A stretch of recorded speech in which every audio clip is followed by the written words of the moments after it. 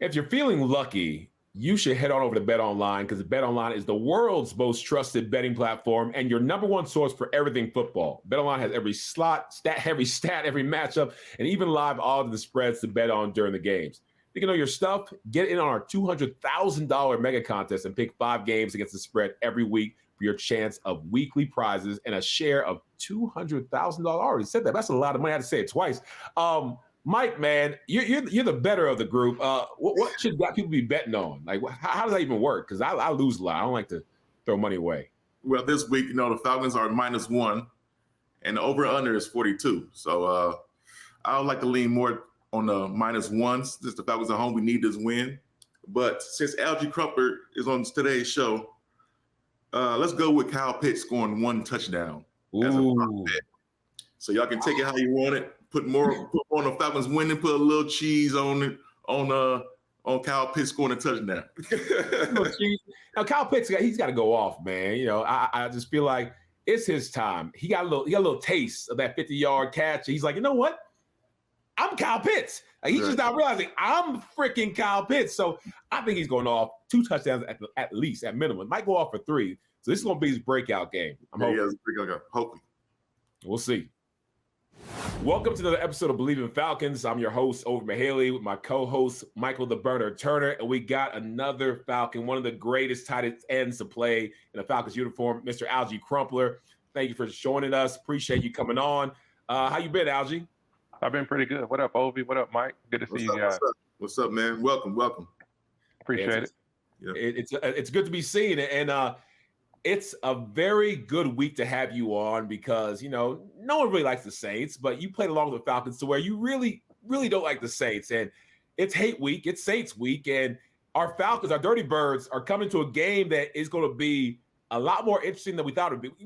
We always know it's going to be a great game, but now we have a Saints team that's actually doing something. A Saints team that I thought was going to be, the Aints of old, and Derek should have been a car salesman, was leading the pack, and Camaro was gone, or not at his height, but these guys, were trucking and almost being thought as the leader in the NFC South until they lost against the Cowboys recently. But man, as a former Falcon, as one of the Falcon greats when it comes to tight end, what is your take on the Falcons' chances to beat the Saints, or what they need to do to beat the Saints, or just the team in general? Well, I like it. I think it's 2 evenly matched teams. I don't hate the Saints. I've always liked the Saints. My first really? You can't tell them that. My first touchdown in the league was against the Saints. I had multiple game winners against the Saints. The Saints have always been great for me. For me personally, the Saints have been great for me. He was out there eating. I'm good. I need Kyle Pitts to eat like Dallas Goedert did last week against the Saints this week. So I like playing the Saints. It could be hate week. It could be rivalry week. It could be whatever. As long as the Falcons come out with a dub, I'm good. Yeah. Hey, that's fair. That's fair. But I don't know. I don't hate the Saints. I just dislike them. Like, even when I was with the Ravens, I didn't hate the Steelers. I don't have enough time to hate anybody. It's a lot of effort and energy. I get it as a fan, it's fun. But I saw Troy Polamalu like at Vegas one time with the Ravens. Like, what's up? Oh, I was like, what's up, Troy? He's like, you good? I'm good. And kept on going. Now, Joey Porter and those other guys, those guys I strongly dislike because they would take it off the field and on the field. But I can't even think of any Saints player that I had that much animosity against. Curtis Lofton, when he went over there, maybe. Talk trash to Curtis. But oh, man, it's a game where we got to get back on track. This Falcons team had so much potential at the beginning of the season. We knew the first 3 games were going to be rough against – the Steelers should have beat them. The Steelers, the Eagles, and the Chiefs. Some were saying, it's going to be the toughest stretch of our whole season. And after that first game, some were saying we might go 0-3. So I'm happy to get out here 1-2. 2-1 would be nice, but 1-2 is not bad. We can get right against the Saints. I feel like they're a team. We're not only going to play at our best, but if we get better every single game, we've shown that we're heading in the right direction. Well, there's obviously some things that the Falcons need to clear up. Look, they didn't run the ball well at all versus Kansas City. Bijan Robinson having 31 yards on the ground, that's really not going to cut it. So they're going to have to run the ball better. Because one thing I know, and you guys know from playing in the league, it's still a copycat league. Look, Saquon Barkley rushed for about $150 on the Saints, okay? So they're going to have to figure out a way to run the football. No fullback, that 11 personnel. Them tight ends going to have to get a little gritty. Going to have to put their face in there, make some blocks, get guys off the line of scrimmage to do something. Can't be laid off the ball on 4th and 1 like you were against the Kansas City Chiefs. So don't get me into it. I mean, look, moving forward, that game is over. But there's a lot of film out there after 3 games that the Falcons can look at and say, okay, all right, yeah, the Saints were hot the first couple of weeks, but there are some opportunities for us out there to go eat. I jokingly talked about Kyle Pitts earlier. 2 catches, 59 yards against the Chiefs. Look, Dallas Goedert had 10 catches, 170 yards against this same Saints defense. Right. He needs to eat. He needs to eat now. You all know the greatest if he's hurt, I don't know what it is. The greatest healer in sports is a contract year. Kyle Pitts is in the contract year. Yeah. Go eat, go win, get everybody back on your side. The Falcons will be fine. Yeah, you know what? And go back to the run game, man. If you having a tough week last week, this week is going to be even more intense because it's a rivalry game. So I hope the guys up front know that we got to even try even harder. Even though we had a bad game, we got to clear some things up. And now we got to clear things up like times 2 to me, because we got to get better, and then its intensity is going to be risen too on top of that. So them guys better buckle up and play some football, man, run the football. Well, look, Mike, sometimes when you have injuries up front, Dahlman and Mughelli being out, sometimes when you put backups in, the one thing they are good at is run blocking. You're right. They might not be the best at pass blocking, but those backup guys, if you say, look, we got to get back to running the football, just fire off the ball and knock somebody off the ball. Yeah. I'm pretty sure they can figure out a way. So Dwayne Leffert, he's a really good offensive line coach. He's going to have to figure out a way to get those guys up front ready to roll so that they can knock these guys off the ball and figure out a way to run the football. And then Zach Robinson, the offensive coordinator, he need to be more like Steve Kerr at the Olympics. You got a lot of weapons. If you got to ride the hot hand and sit somebody down. I don't care who it is, but they got to figure out a way to run the football. Here's my question, Alge. Again, being someone who played tight end at a very high level very well for very long, Kyle Pitts finally showed us a flash of what he can do. Everyone's been waiting. People were throwing up their hats, going crazy, throwing back shots when Kyle Pitts had that big 50-yard play. Because that's what we've been waiting on to happen day in and day out. He's almost there. What do you tell a guy like that? Or as a tight end, how do you get out of a slump and get back to what you know he can do? Because he showed us year 1, went to the Pro Bowl. Matt Ryan was there. Matty Ice was out there showing that with a great quarterback, you can do great things. We got another great quarterback in Kirk Cousins, but they haven't been connected. And, me and Mike will tell you about the preseason issues that we had while you sit the whole team. But outside of just being rusty, how does a tight end get back on track and unleash that potential that he has? Well, part of it is design plays. I haven't seen a lot of plays specifically designed for Kyle. I saw in the first game, he was chip blocking and then kind of slow releasing, and then they find him. The touchdown, it was kind of a busted coverage. They found him in the back of the end zone. They found him. The big play against the Kansas City Chiefs, the big flag route, you got one-on-one. Ain't no safety, ain't no help, it ain't nothing. It's him and Kyle. Kyle put the jet zone, he gets a 50-yard catch, and he was trying to get in the end zone. You could see that hunger. You could see that fight. You could see that speed. I think if they just design some quick hitters to him, something early in the game, keep him connected to the game, I think Kyle would be fine. Those tight end screens, something in there. Use something like that. Quick screen to him. I needed to be down the field. I didn't like no kind of screen. I was too big to be catching the ball behind the line of scrimmage and then taking off. I needed to be downfield. I ran a 4.7 with no pads. I ran a 4.7 with pads. Okay. That kid run a 4.45. Let Kyle Pitts get down the field. Downfield. Okay. All right. That's crazy, man. This thing about the Falcons and I think big games, we put that aside. They said Kirk can't win big games. Monday Night Football, Sunday Night Football. I don't think Kirk was the reason that we lost, even though he could be a little bit better. But I think one reason that we will lose is if we don't get our defensive ends and that pass rush to start doing something. We're the worst. I saw somewhere I was reading, I said we're the worst when it comes to sacks in the league, darn near the bottom. And I thought we got Judon and and we got Evan Katie and all these guys to help with the pass rush. It's like beating a dead horse. Like we all know that a pass rush is necessary to win games. and the Falcons know that they need to have a more pass rush, but we just haven't been getting it done. Like, what are we supposed to do? How does a team fix a problem that they've known as a problem, but haven't been able to address it at all, even though they're addressing it? Judon, I'm not worried about. He's been a proven commodity year in and year out. His only injury was an upper body injury. I'm not really concerned about him. I am concerned about 3 sacks after 3 games for the entire team. That part. That bothers me because you've got, in order for the front end and the back end to work, you need some synergy, right? Yeah. I'm seeing really good football out of AJ Terrell. I'm not seeing a lot of good football out of Alford and Hughes. Those guys were barbecue chicken last week against the Kansas City Chiefs. I can't have that this week with Olave and Shaheed or whatever the rest, and Alvin Kamara and whatever the rest of those guys coming in. But some sacks, some defensive pressure, those things will help. Rod's been around this game a long time. He was in Tampa when I was struggling to get open versus the Chiefs. He's got some schemes, but now he needs his dogs to go work. Aaron Donald ain't coming out the tunnel. So somebody gonna have to find a way to get to the quarterback. Right. Derek Carr is a lot less mobile than Justin Fields, Pat Mahomes, and Jalen Hurts. Yeah. So maybe if he sits back there a little bit, that they can find a way to get it done and get him. But they did play some pretty mobile quarterbacks. I wouldn't say Pat's a very mobile quarterback, but man, he knows how to get away when it's time to get away. Yeah, he does. Like, I mean, imagine Justin Fields. We're going up against Jalen Hurts and going up against Patrick Mahomes, and now we get Derek Carr and Andy Dalton and Baker Mayfield. Bring all the Caucasian quarterbacks. Like, let's go.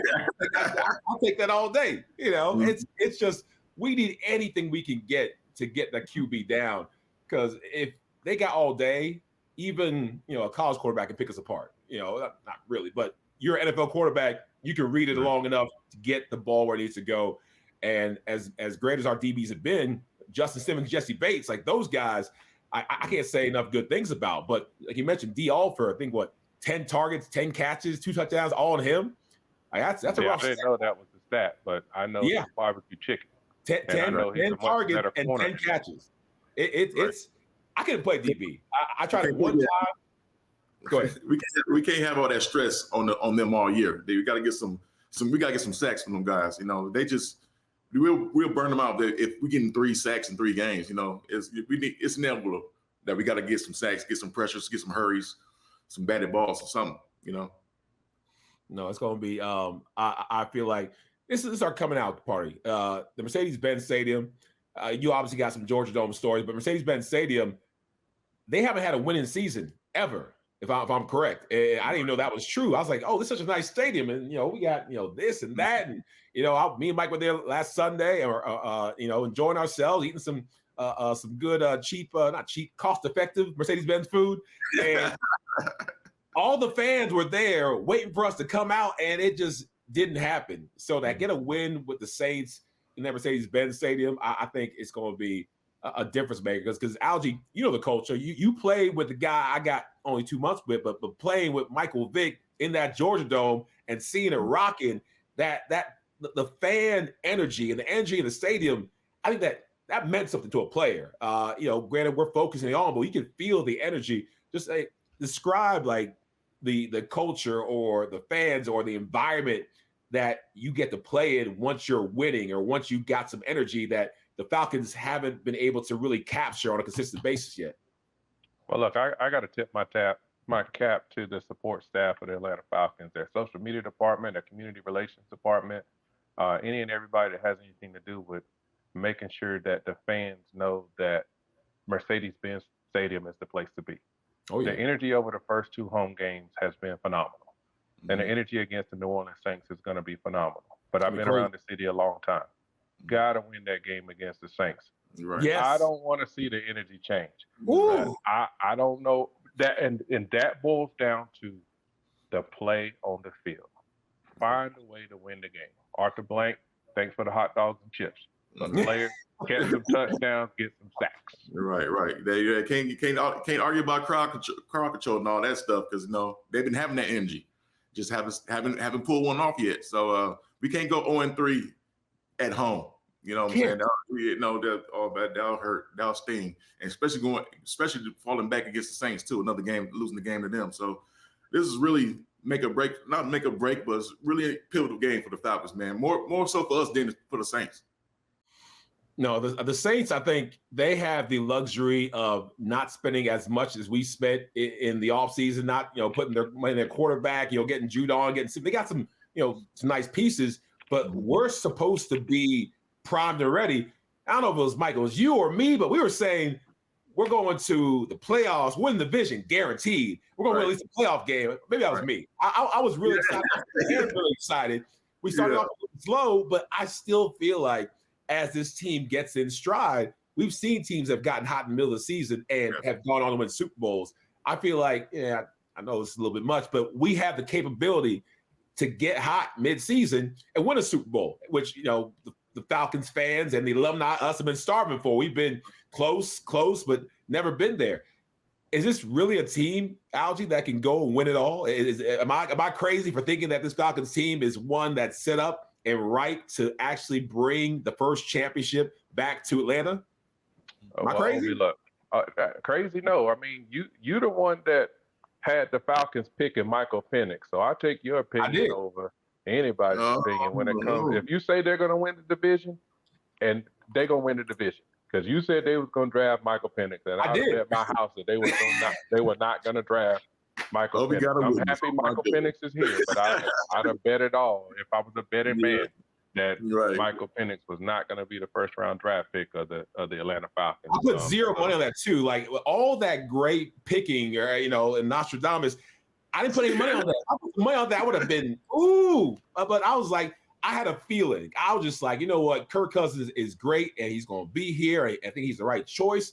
But when you're starved for good quarterback play, when you're dealing with the Ritters and the Mariotas of the world, you're like, I ain't gonna mess this up twice. And they got people out of here because of bad quarterback play. Arthur Smith would still be here. Even our head coach said it, if he had good quarterback play. So they're gonna get somebody else just to back him up.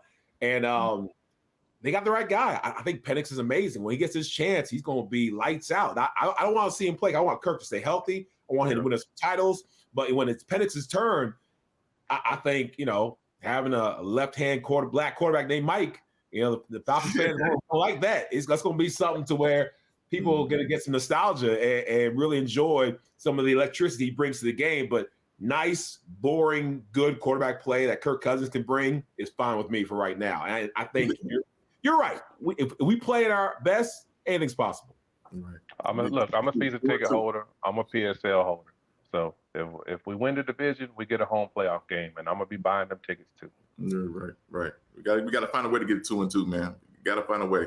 2-2 with this tough schedule would be great for the Falcons. We'll be in good position to handle all that over that you want, or you too, Alge. So that them season tickets. You know what I'm saying?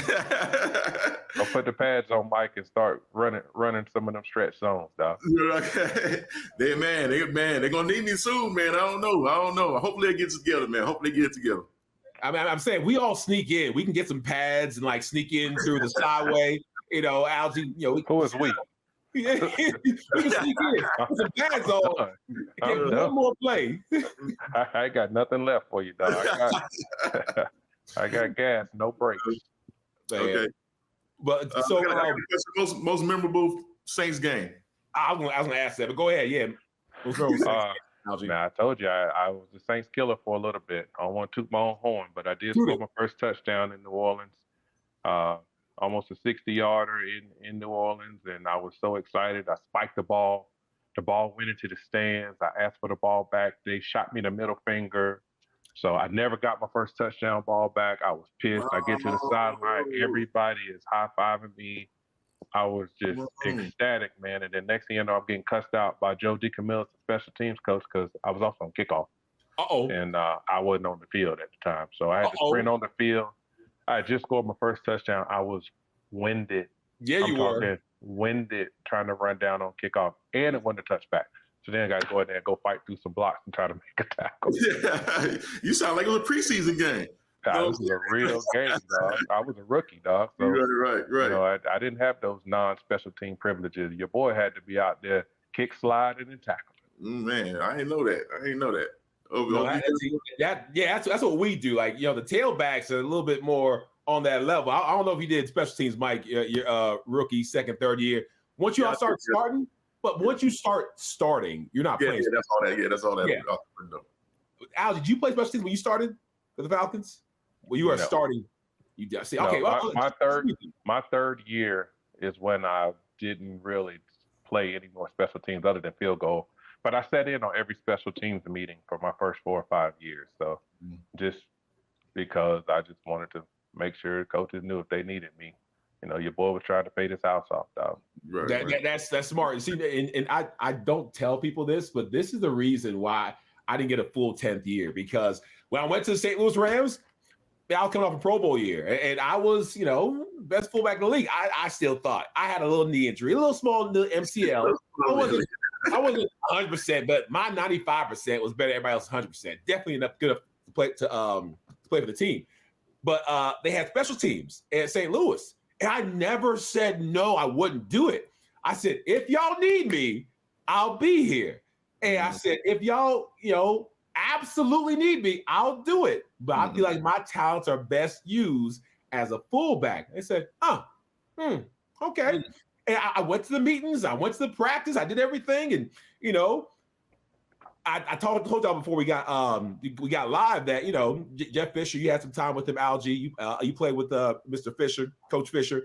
And I had Coach Fisher when the Falcons released me. I went to St. Louis because we had the same O-line coach, and we had the same the assistant GM was there. So I'm like, okay, they know me, they cool and whatever. It's the last meeting, or the meeting to announce all the guys who made the team. And all of a sudden the Turk comes, and he's right at the door. Everybody goes in, and he tags the people breaking their hearts. I'm like, that's too bad, man. Oh man, there goes another one. That's a shame, man. These guys so close to having their dreams realized. And I was like, let me walk in. And I feel this light touch on my shoulder. I said, what, the wind? What is that? And it's a Kirk saying, hey, the GM wants to talk to you. Coach GM, I was like, okay, maybe they want to renegotiate something, because I get it. I was the highest paid, and I was making this much, and they might want me to do something little. Let's have a conversation. So I'm in there talking to them, and they're like, Ovie, we really appreciate everything you've done. We know from Atlanta you can get the job done, and we also know that you could be a big asset to our team. But right now, we're not keeping fullbacks. And I said, but you said I'm the best fullback on the team. They're like, yeah. Did you hear us? We're not keeping fullbacks. I didn't hear that part. And he said, also that the guy that we're keeping, he's a linebacker. He plays fullback every now and then, but he's a special teams captain. And you kind of said that you didn't want to play special teams. I didn't say I didn't want to. I said, I'm here if you need me. And he's like, that's basically you don't want to. I was like, I don't want to. So they ended up keeping the guy who was a special teams ace. And maybe, I don't know if it would have made a difference, but maybe, just maybe, if I said, Coach, I love special teams. Running into wedges is my dreams. I can't wait to be, so my special teams story. And to any young athlete listening or watching this, you always say you want to do everything. The more you can do. And that doesn't stop. I got, a little big-headed in 10 years. I wasn't even big-headed. I just did not want to do it. My body hurt, Alge. Mike, my body hurt. It was year 10 of playing fullback. Ask Lorenzo Neal. You have to block out all the pain. I was like, running down there, hitting that wedge. This young pup can do it. I can do it if I need to, but this young pup can do it anyways. That's my special team story. I'm sticking to it. I could have played 3 more years, but who knows? Right. Anyway.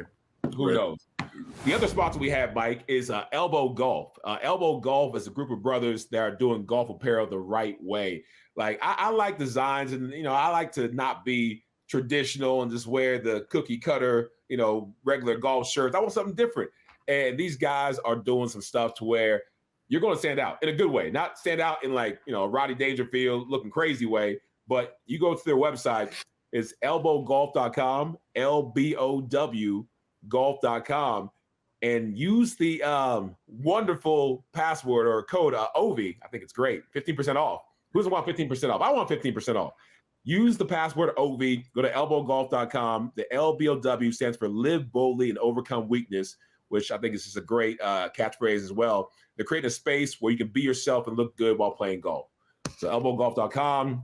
Use the keyword Ovie, 50% off. So, Mike, you golf at all? You golf a lot, a little bit? Little bit, charity events, things like that. But as I'm out there, I like to look good, you know what I'm saying? Have some breathable gear on and some comfortable pants or shorts, man. So I'm going to check the website out, man, and see what they have. They'll send you something, man. Appreciate it. Yeah. But no, Alge, before we let you go, man, I got to say that when I came into the Falcons and we had the season we had with Bobby Petrino, and, fortunately, Michael Vick went through his situation, and the locker room was insane. You were there. We had people trying to fight the coaches. Petrino's brother was putting his fists up almost every day, going against the wide receivers and DBs. It was chaos, man. And I came in not knowing what the heck to do or how to operate. And you, my friend, were especially gracious to me. You went out your way and you gave me some advice, and you kind of wrapped your arm around me and said, hey, this is Atlanta. This is how we do whatever. And the interaction was appreciated because everyone went to their corner. When stuff got real hairy and things got crazy, it was every man for themselves. And you could probably tell a story or two. We ain't gonna tell all of them here, but you tell a story about the chaos in there. So I appreciate you looking out and helping me with my very first tumultuous season in Atlanta. But these kids don't know how good they have it now with a GM like Terry Fontenot, with a head coach like Raheem, with the culture that wins championships that they have now. But you got any stories about my first season? Your last season with Atlanta during that year as a cautionary tale to tell people what you don't want to happen in a locker room as far as culture and team and togetherness, because we could have tried as much as we wanted to, but we weren't winning games because we weren't together that time. Well, I appreciate you saying that, though, Ovie, because I'll be honest with you. 2007, I was miserable. Yeah, I saw it in your face. It had everything to do with Bobby Petrino. It was just, I'd never been around a non-communicative coach in my life. He could have yelled and screamed every day. It would have been much better than just ignoring any and everything the players had to say. And that bothered me because obviously I was a team captain. I was one of the leaders on the team, and people came to me. And, I would go to him and he would say, well, tell your coach. And I'm like, look, but I need to talk to you. You're the head man. And maybe he checked out. I don't know. He's doing well on the collegiate level. His offenses are scoring points. Maybe as soon as Mike got incarcerated, he checked out and didn't want to be there. Because he damn sure was gone during that interview when we were getting ready to play that Sunday night or Monday night game against the Saints before he left. So that deal got done rather quickly. rather quickly. Absolutely. So I don't know. Obviously, as a family, so he's got to do what's best for his family. But we also have families. That miserable year probably led to me being, now I wasn't playing up to my standards, but probably led to me being out of Atlanta. But my 2 years in Tennessee and my last year in New England were some of the most refreshing years of my life, only because of the 1 out of 7 seasons that I had in Atlanta. The 6 out of the 7 seasons out of Atlanta, I wouldn't trade for the world. But that 1 year with that guy, it was miserable. Can y'all share what was said in that last meeting, or no? He wasn't there. We had, you go to the team hotel the night before the game and you have your offensive and defensive meetings and the coaches talk. Well, he had told us during the walkthrough, if I remember correctly, that we didn't have to worry about meetings that day. So we were like, oh, okay. And then when we finally got together, Hugh Jackson, our offensive coordinator, and Mike Zimmer, our defensive coordinator, Zim pulled the defensive side, Hugh pulled the offensive side, and we just had a meeting because we really didn't know where he was. I didn't know if he was meeting with Arthur Blank. We didn't know anything about the Arkansas job. We didn't know any of that stuff. So we never had a last meeting. We had a last note, on the locker, but we never had a last meeting or a last. Hey, well, we didn't have a last nothing. It was hey guys, Emmett Thomas is the new interim coach at Atlanta. Right. Right. And that's it. Right. They didn't say body y'all nothing. Gave y'all a little note. Wow. And Wow. boy, I loved Emmett and still do. Fantastic human being. Yeah, he is. Fantastic former player and fantastic Hall of Fame. Fantastic Hall of Fame player and fantastic coach. Emmett Thomas. Emmett Thomas. Absolutely. Absolutely, man. Well, Alge, man, we appreciate you being on the pod, man. We got to have you back, and we'll probably see you at the game.